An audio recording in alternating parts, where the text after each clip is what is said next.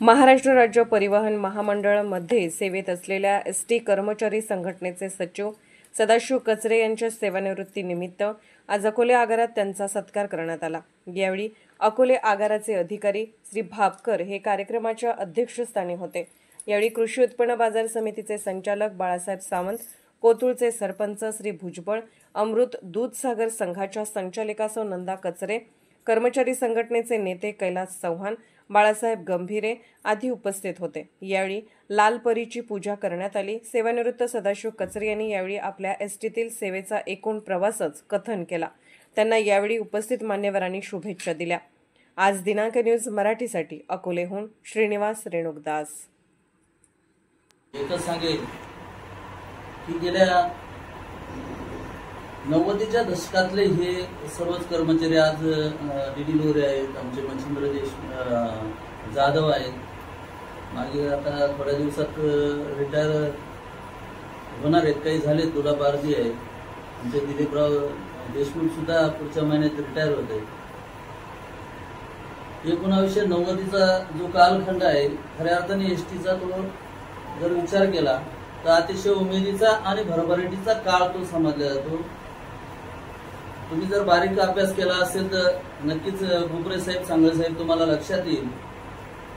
1948च्या नंतर एसटीचं एक नवीन व्यवस्थापन चालू झालं आणि त्यानंतरचा काळ म्हणजे 1990चा आपण काळ जर बघितला तर स्वतःच्या हिमतीवर, या चालक वाहकाच्या हिमतीवर एसटी महामंडळाने एक वटवृक्ष हे त्यावेळेस बहारलेल्या रूपात आणलं। त्याचं कारण असं आहे, जवळपास 250 डेपो त्याच काळामध्ये तयार झाले, त्याच काळामध्ये तिथं आस्थापना तयार झाल्या आणि त्याच 90च्या दशकात 2000 पर्यंत 95 पर्यंत महाराष्ट्रभर अशा 250-252 डेपो उदयास आले।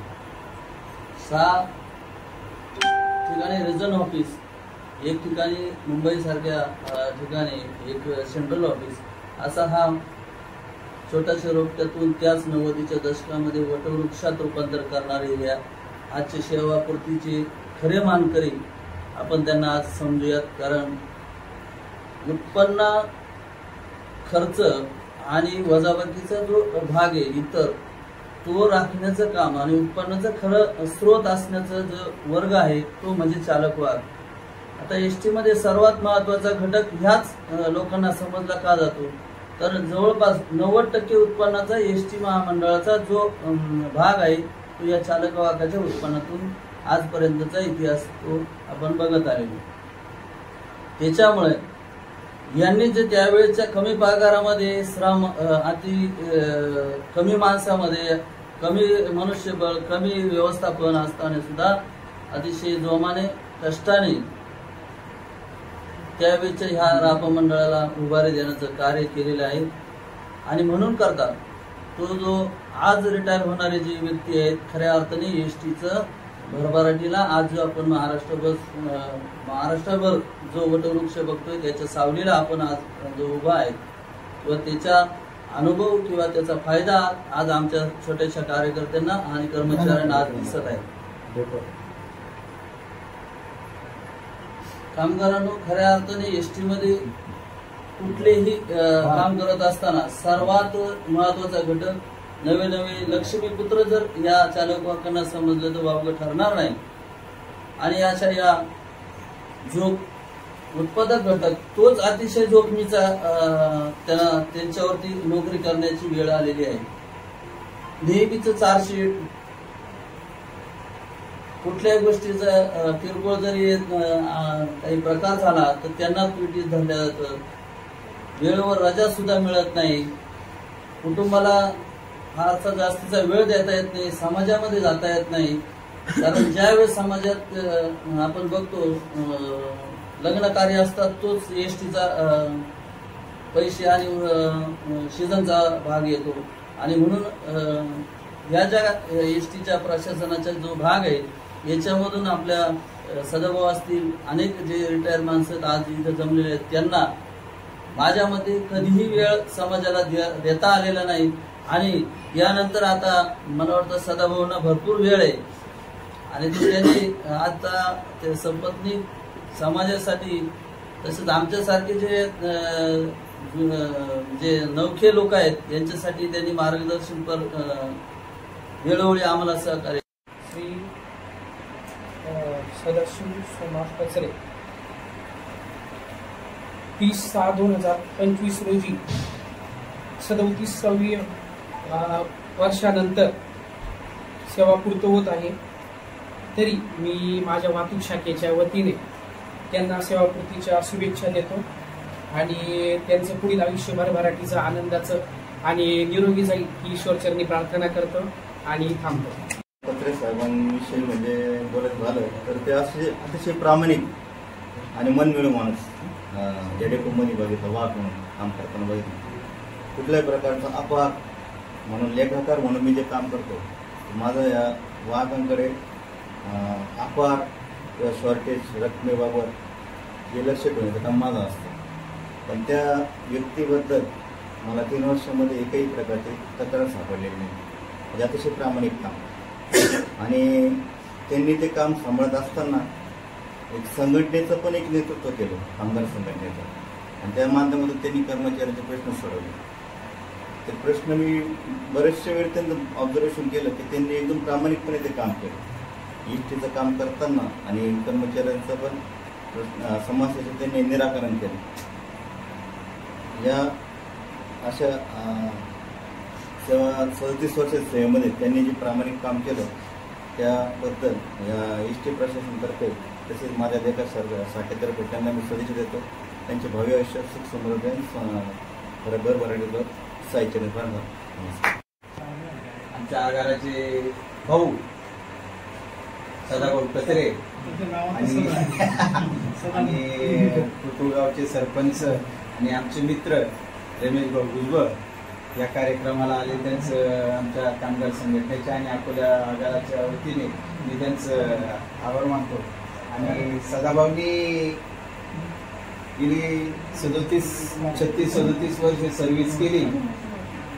अतिशय प्रामाणिकपणे आणि शिस्तबद्ध सर्व्हिस त्यांनी पूर्ण केली आणि त्यांचंच अनुकरण करून बाकीच्या लोकांनी त्यांचं अनुकरण करून योग्य पद्धतीने त्यांनी जशी सेवा दिलेली महामंडळात तसे बाकीचे अनुकरण करतीलच.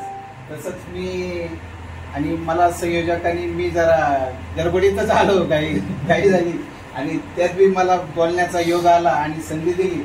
तसं मी संयोजकाचे आभार मानतो आणि सदाभाऊला आमच्या कामगार संघटनेच्या वतीने, आगार व्यवस्थापकांच्या वतीने आणि अकोले आगाराच्या सर्व कर्मचाऱ्यांच्या वतीने पुढील जीवन त्यांना समाधानी, सुखकारक, आरोग्यदायी जावो आणि त्यांनी आता इथून पुढं संघटनेशी आम्हाला मार्गदर्शन करण्याचं काम पाहावं. अधिक काही त्यांचं राजकारण असेल ते योग्य पद्धतीने पाहावं आणि त्यांना पुढील कार्यकालास मी धन्यवाद देतो, आभार मानतो. मी 2020 पासून या आगारात आहे आणि तेव्हापासून जर त्यांचा स्वभाव पाहिला तर ते म्हणजे चांगल्या प्रकारे संघटनेमध्ये ऍक्टिव्ह असणारे कार्यकर्ते, विशेष म्हणजे कर्मचाऱ्यांची बाजू मांडणारे. ते वेळोवेळी आमच्याकडे यायचे. ज्या पण वेळेस माझ्या आगारात माझ्याकडे चार्ज असला तर ते कर्मचाऱ्यांच्या जे पण काही तक्रारी आहेत ते घेऊन जेव्हा असं साहेब केलं पाहिजे, असं आपल्याला अडचण आहे. विशेष म्हणजे ते या अकोले तालुक्यासाठी ज्या ठिकाणी शाळा जे चालू आहे पण तिथे आपली बस चालू नाही, काही विद्यार्थ्यांची गैरसोय आहे, अशा ठिकाणी ते आम्हाला सुचवायचे की साहेब आपण ही फेरी अशी आपण ऍडजस्ट करू शकतो वगैरे. म्हणजे त्यांनी पाहायला गेलं तर अकोले तालुक्यासाठी त्यांनी खूप म्हणजे मन लावून काम केलं. विशेषतः आता अकोले आगार तसं पाहायला गेलं तर हा एक आपला तालुक्याचा एक आदिवासी भाग असून हा आगार सुद्धा एक खरंच आदिवासी लोकांच्या आहे ना म्हणजे कामासाठी येण्यासाठी तसं आलेलं आहे. आजही आपण पाहायला गेलं तर आपल्या आगाराचे जवळपास आहे ना 70% ऑपरेशन हे जास्तीत जास्त हे आदिवासी भागात म्हणजे राजूर पट्ट्याच्या पुढे फिरत असतं आणि इकडे पुढे जे हेच लोकांना ज्यांना पुण्याला जायचं असतं ते आपण मग त्यांना उरले 30% ऑपरेशन आपण संगमने मार्गे पुढे म्हणजे चालवत असतो. म्हणजे याचाच अर्थ काय की याच गोष्टींचा अंदाज घेऊन ज्यावेळेस पण काय त्यांच्या कानावर जे आता हे सरपंच साहेब आलेले यांनी काही गोष्टी सांगितलं तर ते आमच्यापर्यंत पोहोचवणार. त्या प्रकारे आम्ही फेऱ्या ऍडजस्ट करून तसे त्या सेवा देण्याचा प्रयत्न केला.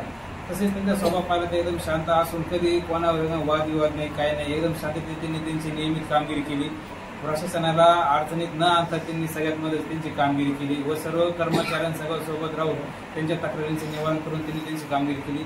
तरी याबद्दल मी त्यांना खूप खूप शुभेच्छा देऊन त्यांनी जी पण आपल्या एसटी महामंडळासाठी जी त्यांनी 36 वर्ष सेवा दिली याबद्दल मी त्यांना खूप खूप म्हणजे शुभेच्छा देतो. तसेच त्यांनी इतके वर्ष आता जसे कर्णी साहेब म्हणले की याबद्दल त्यांनी एसटीसाठी किंवा संघटनेचं काम करावं. मला असं वाटतं की त्यांनी जे 36 वर्ष एसटीवर दिले आता इथून पुढचे त्यांनी त्यांचं आयुष्य जे उरलेली जी सेवा आहे त्यांनी त्यांच्या घरच्यांसाठी द्यावी. कारण कसं आहे त्यांनी तसं पाहिजे तर एसटीच्या जे कामगिरी करता का त्यांनी त्यांच्या 3ही मुलींना उच्च शिक्षण प्राप्त केलं आणि त्यांच्या मुलाला ते आज डॉक्टरमध्ये शिक्षण देत आहे. याचा अर्थ ही गोष्ट एवढी सोपी नाही. खरं पाहायला गेलं तर एसटी महामंडळाचा पगार हा किती कमी आहे हे फक्त जो पगार घेणारा माणूस आहे यालाच माहिती असते. ज्यावेळेस एसटी महामंडळ संप करतं वगैरे करतं त्यावेळेस कोणतीही प्रवासी संघटना प्रवासी किंवा कोणते नेते त्याच्यामध्ये हस्तक्षेप घेत नाही, कोणी पाठिंबा देत नाही. फक्त एसटी बंद झाली की मात्र येतात पण तोपर्यंत कोणी एसटीला सहकार्य करत नाही. पण या सगळ्या खर्चा प्रवासामधून सुद्धा त्यांनी त्यांच्या जे पण मुलांना जे उच्च शिक्षण प्राप्त केलं ते खरंच एक आहे ना म्हणजे एक मोलाची बाब आहे. आणि हे सर्व एक आपण म्हणतो ना की बाबा खर्चामध्ये बचत करून कसं आपण एक नफा जे त्यांनी तयार केलाय जे त्यांचं नफा म्हणजे त्यांचं मुलांचं आणि मुलींचं शिक्षण आहे. तरी इथून पुढे त्यांनी त्यांचं आयुष्य आणि उर्वरित कार्यकाळ त्यांच्या घरासाठी जास्तीत जास्त द्यावा. ज्या पण त्यांच्या काही इच्छा राहिल्या असतील फिरायला जाणे वगैरे त्यासाठी त्यांनी वेळ दिला पाहिजे. कारण की बऱ्याचशा गोष्टीमध्ये मला माहिती रजा वगैरे भेटत नाही, काही ना काही आपल्याला इमर्जन्सी आपण त्यांना बोलून घेतो, ह्या सर्व गोष्टी राहतात. म्हणून त्यांनी त्यांच्या जास्तीत जास्त काळ आता जे मॅडमसाठी त्यांच्या आणि मुलांसाठी द्यावा. एवढं बोलून माझ्या 2 शब्द संपवतो. भेटतो मग फॉरेस्टात कुठे जंगलात जायचं त्यापेक्षा एसटीत जावा आणि मग एसटीत भरती झालो, एसटीकडे हजर झालो. तेव्हापासून जी सेवा करत होतो मंगळवेढा असेल, नेवासा असेल, संगमनेर असेल आणि अकोला. तर अकोल्यात ज्या वेळेला इथं बदलून आलो त्यावेळेला अचानक मला माझा एक प्रसंग सांगतो की अकोल्यात बदलून आलो, पुन्हा ड्युटी होती. पुन्हा ड्युटी करत असताना मी पुण्यावरून येत होतो. परंतु एक लहान मुलगी आणि एक बाई एसटीत बसून तिला अकोल्याला यायचं होतं. परंतु त्यांच्याकडे पैसे नव्हते. ती एसटीत बसल्यानंतर रडायला लागली. तर म्हणे भाऊ मला अकोल्याला यायचं आहे पण माझ्याकडे पैसे नाही, लहान मुलं आहे, मी कुठे घेऊन जाणार. आणि मग त्या वेळेला ती गोष्ट आठवली का राम तेरी गंगा मैली असा एक पिक्चर होता. अशा पद्धतीने ती अवस्था व्हायला नको म्हणून तिला आम्ही स्वतःच भाड्याने इथवर आणलं आणि इथं आणून तिला अकोल्यात तिचा भाव आलता न्यायला त्याच्या ताब्यात देऊन टाकलं. ते तिकीट काढून स्वतः इथं तिचं पोच केलं. दुसऱ्या दिवशी तिच्या भावाने या ठिकाणी मी ड्युटीवर असताना भावाने तिला डेप्युटी मॅनेजर 500 रुपये आणून दिले आणि म्हणे जो काही कंडक्टर आहे कचरे म्हणून त्यांना द्या म्हणे तिने. परंतु साहेबांनी मला बोलून घेतलं आणि सांगितलं का म्हणे 500 रुपये तुम्हाला ते एक आला होता म्हणे तुम्ही त्या महिलेला आणलं तुम्हाला ते 500 रुपये देऊन गेले. पण साहेबांनी एकच विनंती केली का साहेब फक्त 100 रुपये भाडे गेलेले आहे माझ्याकडून, मी फक्त 100 रुपये दिले, 500 दिले नाही, फक्त 100 मला द्या, बाकीचे राहिलेले त्यांना देऊन टाका. ते परत साहेबांनी त्यांना बोलून घेतलं, द्यायला लागले. परंतु ते म्हणे कचरे साहेब सांगतील तसं 400 रुपयाचा उपयोग करा पण ते पैसे काही परत देऊ नका. मग मी साहेबांनी विनंती केली का या ठिकाणी आपल्याला साहेब एक शिवाजी महाराजचा फोटो घेऊन टाका पण पैसे काही परत देऊ नका. आणि मग ते शिवाजी महाराजांचा या ठिकाणी 400 रुपयाचा साहेबांनी फोटो घेतला. अशा पद्धतीनं ही सेवा करत असताना आजपर्यंत 37 वर्षामध्ये कधी प्रवाशांची भांडण नाही, कधी तंटा नाही. कुठं विनंती केल्यानंतर त्या ठिकाणी उतरून देणे, जरी आपल्याला उतरून देत असताना स्टॉप नसताना जरी ड्रायव्हर आपल्याला स्वतःला बोलला तर ऐकून घेणे, परंतु त्या प्रवाशाची कधी गैरसोय आपण करायची नाही असं एक मनात हेतू ठेवून आजपर्यंत काम केलं. तसेच जे काही आपलं अधिकारी असतील, कर्मचारी असतील, या ठिकाणच्या सर्व कर्मचाऱ्यांनी आणि अधिकाऱ्यांनी आपल्याला चांगलं सहकार्य दिलं. सांगळे साहेब असतील, बापकर साहेब असतील, दारडे साहेब असतील, तसेच लॅके शाखेचे आपले खोपरे साहेब असतील, सगळ्यांनीच या ठिकाणी जे जे अधिकारी होते तर अकोल्यात आल्यानंतर या ठिकाणी आम्हाला सगळ्यांनी सहकार्य केलं. फक्त मी पिचड साहेबांकडे नेहमीच असायचो, त्यांचं काम करायचो, परंतु मी माझा अधिकार साहेबांचा कधी या ठिकाणी वापरला नाही. फक्त एकच प्रसंग असा माझ्या हातून घडला की या ठिकाणी भोईर साहेब होते आणि शेळके साहेब म्हणून अकाउंटला होते. याच्या अगोदर चांदोळे साहेब म्हणून होते. तर ते ऑर्डर घेऊन या ठिकाणी अकोल्याला हजर व्हायला आले. परंतु हजर होत असताना डिपमेंजर या ठिकाणी हजर होत असताना भोईर साहेबांचा फोन आला तर कचरे म्हणे असं डिपमेंजर आपल्याकडे हजर व्हायला आलेला आहे.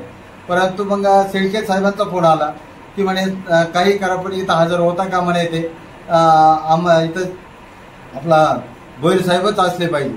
मी फक्त एकच सांगितलं की भोईर साहेबांना एक फोन केला आणि सांगितलं की अर्धा तास वेळ द्या, फक्त या ठिकाणी त्यांना लगेच हजर करून घेऊ नका, तुम्ही फक्त नाश्ता करायचा, नाश्ता करून येईपर्यंत बाकीची व्यवस्था मी करून देतो. आणि त्या शब्दावर साहेब त्या ठिकाणी अधिवेशन होतं नागपूरला. साहेबांना फोन केला, म्हणलं असं अशी माणसं आपल्याकडे हजर व्हायला आलेली आहेत.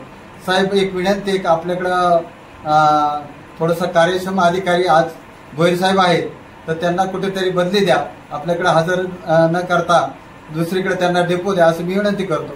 तर साहेबांनी लगेच परिवहन मंत्र्याला सांगून त्याच क्षणामध्ये अर्ध्या तासामध्ये सर्व यंत्रणा राबवून त्यांना इथं न हजर होता नगरला परत पाठवून दिलं.